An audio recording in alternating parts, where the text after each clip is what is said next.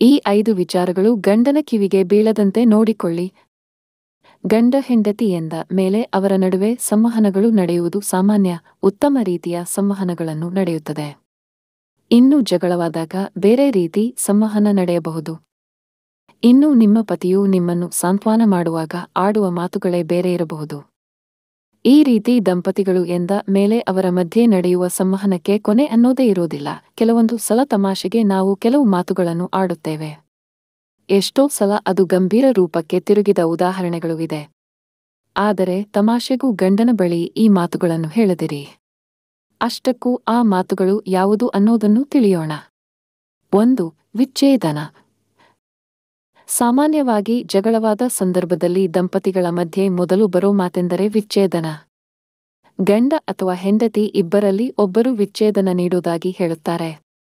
ಪತ್ನಿಯರೇ, ನಿಮ್ಮಿಬ್ಬರ ಮಧ್ಯೆ ಜಗಳವಾದ ಸಂದರ್ಭದಲ್ಲಿ ಅಪ್ಪಿತಪ್ಪಿಯೂ ತಮಾಷೆಗೂ ಈ ಮಾತುಗಳನ್ನು ಆಡೋದಕ್ಕೆ ಹೋಗಲೇಬೇಡಿ.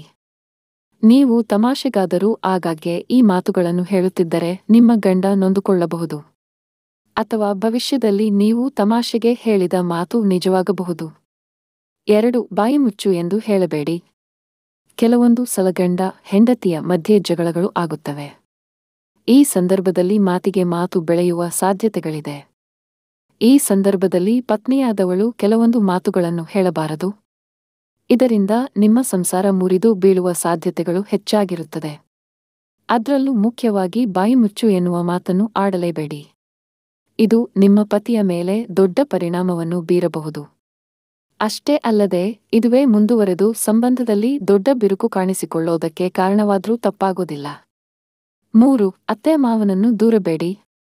ಹೆಚ್ಚಿನ ಸಂದರ್ಭದಲ್ಲಿ ಮಹಿಳೆಯರು ಜಗಳವಾದ ಸಂದರ್ಭದಲ್ಲಿ ಅತ್ತೆ ಮಾವನನ್ನು ದೂರುತ್ತಾರೆ. ಎಲ್ಲ ಹೊಣೆಯನ್ನು ಅವರ ಮೇಲೆ ಹೊರಿಸಿ ಬಿಡುತ್ತಾರೆ. ಇದು ಗಂಡಂದಿರಿಗೆ ಖಂಡಿತ ಇಷ್ಟ ಆಗೋದಿಲ್ಲ. ಯಾವುದೇ ಮಕ್ಕಳಾದರೂ ಕೂಡ ಅಪ್ಪ ಅಮ್ಮನ ಮೇಲೆ ಪ್ರಾಣವನ್ನೇ ಇಟ್ಟುಕೊಂಡಿರ್ತಾರೆ. ಹೀಗಾಗಿ ನೀವೇನಾದರೂ ಅವರ ಪೋಷಕರನ್ನು ದೂರಿದರೆ ಅವರಿಗೆ ಸಹಿಸಿಕೊಳ್ಳುವ ಶಕ್ತಿ ಇರೋದಿಲ್ಲ. 4. ನೀನು ನನಗಾಗಿ ಏನು ಮಾಡಿದ್ದೀಯಾ? ಮನುಷ್ಯನಿಗೆ ಯಾವುದೇ ವಿಷಯದಲ್ಲಾದರೂ ತೃಪ್ತಿ ಅನ್ನೋದು ಇರೋದಿಲ್ವಂತೆ.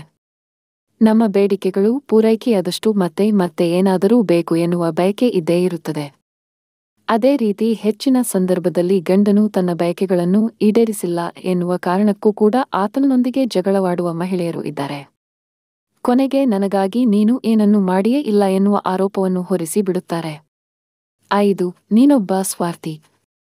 ಎಲ್ಲರ ಜೊತೆಗೆ ನಮ್ಮ ಸಂಬಂಧ ಚೆನ್ನಾಗಿ ಇರುತ್ತೆ ಅಂತ ಹೇಳೋದಿಕ್ಕಾಗೋದಿಲ್ಲ. ಪತಿಯ ವಿಚಾರದಲ್ಲೂ ಕೂಡ ಅದು ನಿಜ. ದಾಂಪತ್ಯ ಎಂದ ಮೇಲೆ ಅಲ್ಲಿಯೂ ಕೂಡ ಜಗಳ ಬಂದೇ ಬರುತ್ತದೆ. ಹಾಗಂತ ಅಪ್ಪುತಪ್ಪಿಯೂ ನಿಮ್ಮ ಗಂಡನನ್ನು ನೀವು ಸ್ವಾರ್ಥಿ ಅಂತ ಹೇಳೋದಕ್ಕೆ ಹೋಗಬೇಡಿ. ಒಂದು ವೇಳೆ ಅವನು ನಿಮ್ಮ ವಿಚಾರದಲ್ಲಿ ಸ್ವಾರ್ಥಿಯಾಗದೆ ಹೋಗಿದ್ದರೆ ಖಂಡಿತ ಅವನಿಗೆ ಈ ಮಾತುಗಳು ಇಷ್ಟ ಆಗೋದಿಲ್ಲ. ಉತ್ತಮ ಮಾಹಿತಿಗಾಗಿ ಶಿವ ಕಾರಂತರು ಮಾಹಿತಿ ಶಾಲೆ ಚಾನೆಲ್ ಅನ್ನು ಲೈಕ್, ಶೇರ್, ಸಬ್ಸ್ಕ್ರೈಬ್ ಮಾಡಿ.